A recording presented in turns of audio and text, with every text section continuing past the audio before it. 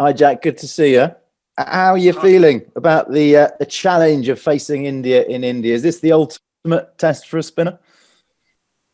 Yeah, I think so. It doesn't get much more exciting. And obviously, just coming to the end of 6 days isolation. So just excited to get back outside again. And how are your confidence levels after Sri Lanka, having played so little cricket going into that series? What did those second innings wickets do for your confidence? Yeah, I think as a spinner, taking wickets in the second innings always a confidence boost. I think I'm probably someone who's never happy in a way, and I think there's more improvement from me to come. I feel like the way the ball came out wasn't exactly how I'd like it, but I obviously have to accept that I haven't had much cricket in recent times, and it feels really good to be back playing. Obviously, that's what I get paid to do. So to be playing cricket again is a really nice feeling, and to get those 2 games played, and obviously to win the series 2-0. So the boys played some great cricket, and it was nice to be part of that and make a contribution. But I think sort of reflecting, I feel good for the cricket and the overs, but feel like I've got more to offer. There'll be an added pressure on you and the other spinners, obviously, to take wickets in India. How do you deal with that pressure? How are you feeling about it? I think there's pressure all the time when you play for England. I think, and certainly I put that pressure on myself. I think, I always want to be doing well for England wherever it is in the world.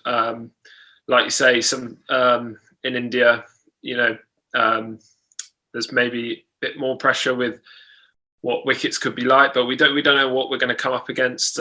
India, obviously, a great side, and they've got all bases covered. So I wouldn't want to have too many assumptions, and I just know that if I can get myself right and in the right headspace and bowling how I know I can, then I can be effective. Yeah, equally, it's a huge opportunity for you, isn't it? Do you think do you view this series as a chance to firmly establish yourself as the #1 spinner in the team?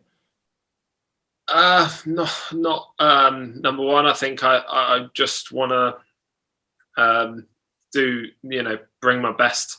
I think it's been a long kind of time not playing, and in that time I did a lot of work to try and become, I guess, the bowler that I want to be, and I feel like it's all in there. I just need to bring it out now, and Sri Lanka was a good start, and I feel like I'm going in the right direction. So for me, it's just about trying to help the team in every game, and obviously with the other spinners, we've got a good group of us and good relationships within that group. So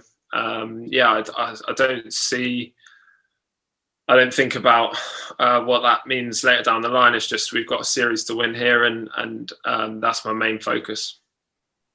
And finally, from me, it looks like there could be some fans in stadiums at some point during this series. Is that something, given how many closed door games we've had recently, is that something that excites you? Yeah, potentially.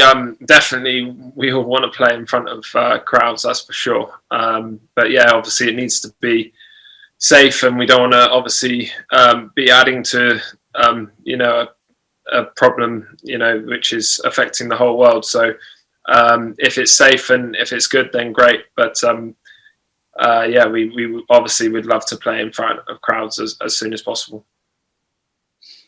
Okay, thanks, James. We'll go with John Etheridge and then George DeBell, please. Jack, you played back-to-back tests in Sri Lanka, bowled lots of overs, which obviously is something you needed after not having played much cricket. How disruptive is it now then to be sitting in your room for 6 days without bowling a ball? And are you going to use the rhythm and the flow that you established in Sri Lanka? I think in the last year or so, with everything COVID related, there's been some things that haven't been ideal, and I think it's about being able to adapt and sort of go with the flow a little bit, and obviously it's not the ideal prep, but it's been the same for India, I'm pretty sure. So it's I've done some reflecting. I bowled a few in the mirror, but obviously eager to get back out there tomorrow and get some days training in before that first test. I'm sure you'll be aware that India and their batting lineup, it will be a step up from Sri Lanka. They've got a star-studded lineup. Bowling against guys like Kohli and the rest of them, is that daunting or is it exciting? It's just a great opportunity, isn't it? I think they're obviously quality side who have come off the back of a great win in Australia. But I think there's, I feel like it's just a great opportunity for all of us to test ourselves against what on paper's probably the best in the world. So and to do it here in India, like it's my first time in India. This is what the dream that you had is to come to places like this to bowl spin. So I just see it as a fantastic opportunity and one that I really want to enjoy. I guess through missing cricket, you have to remember to really enjoy and cherish these moments. Thank you. Okay, George, and then we'll go with Mike. Good day, Jack. A couple of things. Firstly, is it fair to say you were a wee bit rusty going into that Sri Lanka series, having only played a couple of times in a year? And going on from that, you're one of very few specialist spinners who are regularly getting championship game time in England. Are you able to reflect or sort of quantify how helpful it's been playing at Somerset? And yes, I'm going to ask about the pitches there and ask you whether you think actually they're really helpful in developing English cricketers who then go and face challenges such as playing in Asia.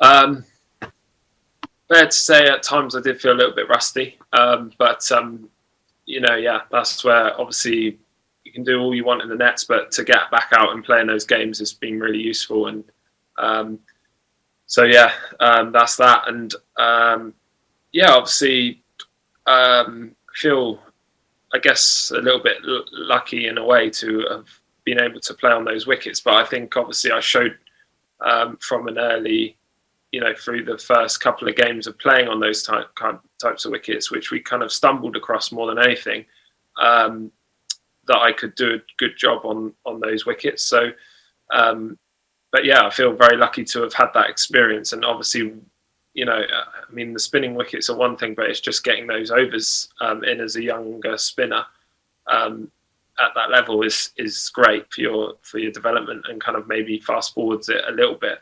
I obviously myself and Dom have really prospered from that experience, and I'm not sure what else. Yeah, that's probably it. That's cool. Thanks a lot. Okay, we'll go with Mike, and then we'll go to Shamik from the Indian Express. Go ahead, Mike. Hi, Jack. How much encouragement do you draw from the fact that when England last won a series in India in 2012, that for all the runs that KP and Alistair Cook scored, that a major part of that success was based around left-arm spinner Monty Panesar? Your left-handedness is going to be quite a useful weapon, isn't it?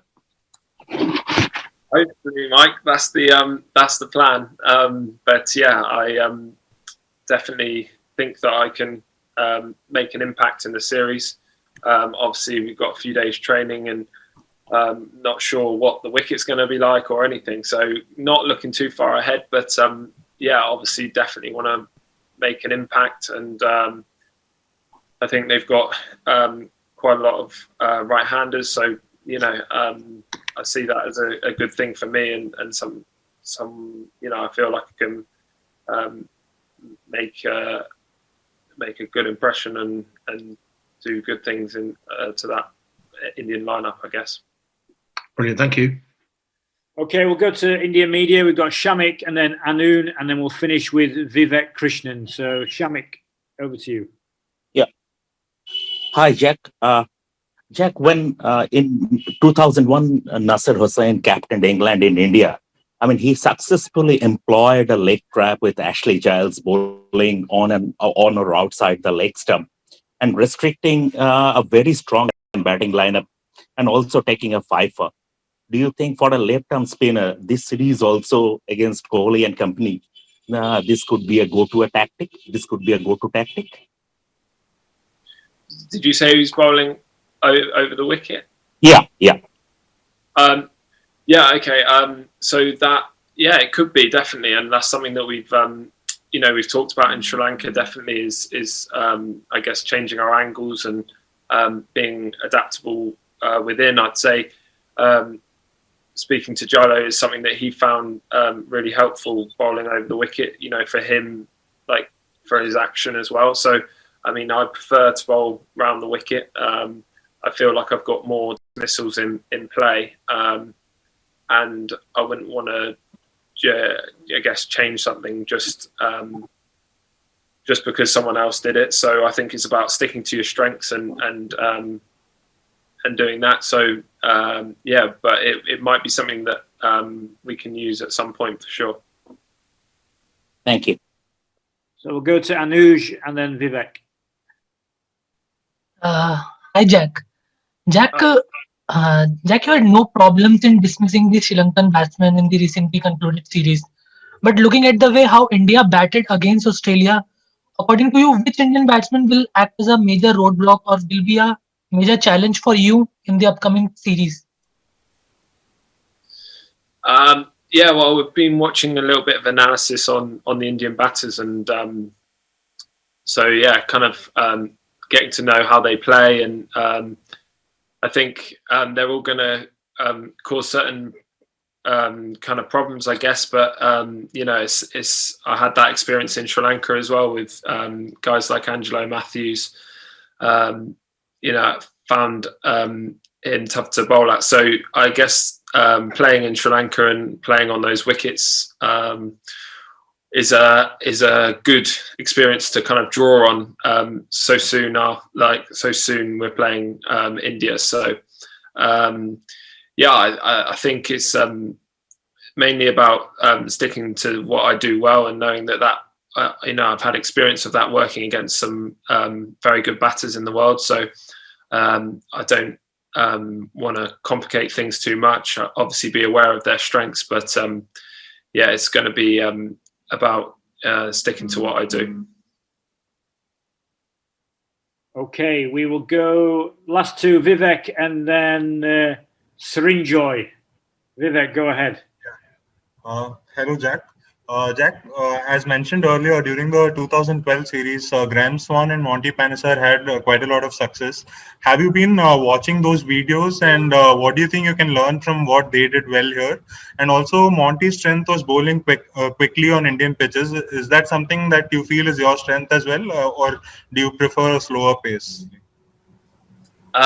So yeah, I guess from watching, there are two bowlers that I love to watch, and I've watch a lot of spin videos and sort of try and take things from everyone I watch. But I think, Monty bowled an amazing pace, strong pace on, and that on the spinning wicket can be very tricky. I think for me, I'm probably not going to be bowling at the same speeds, but, it's probably more about how the ball gets there in terms of trajectory and things like that. So, there's been some very successful bowlers who don't bowl as fast as Monty. So I think for me, again, it's knowing what my optimum pace is and going up and down a little bit from there, but trying to get as much energy on the ball and deceive them that way. So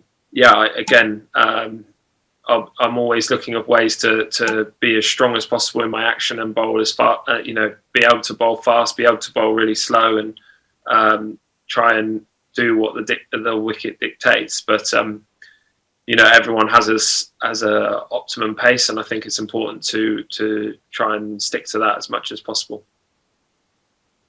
Thank you. Last question, Srinjoy. Hey Jack, so Johnny Bairstow is not with you guys right now, so I just wanted to ask that few days back, Graham Thorpe said that he's coming back. He'll be joining the squad after the first test. Then next day, ECB issued a statement that Johnny Bairstow will come back only after the second test. So, I mean, why is there so much confusion in the management? And do you think that that puts some sort of a pressure on the players, because the entire media all over the world is talking about, is speculating about all this? I'll answer this one, Jack. You don't have to go there. There's no confusion about it. There's no confusion whatsoever. He was always due to come back for tests 3 and 4. So I do apologise, but there's no confusion from our point of view. And at that point, we will end the press conference. So thanks, everyone. Cheers.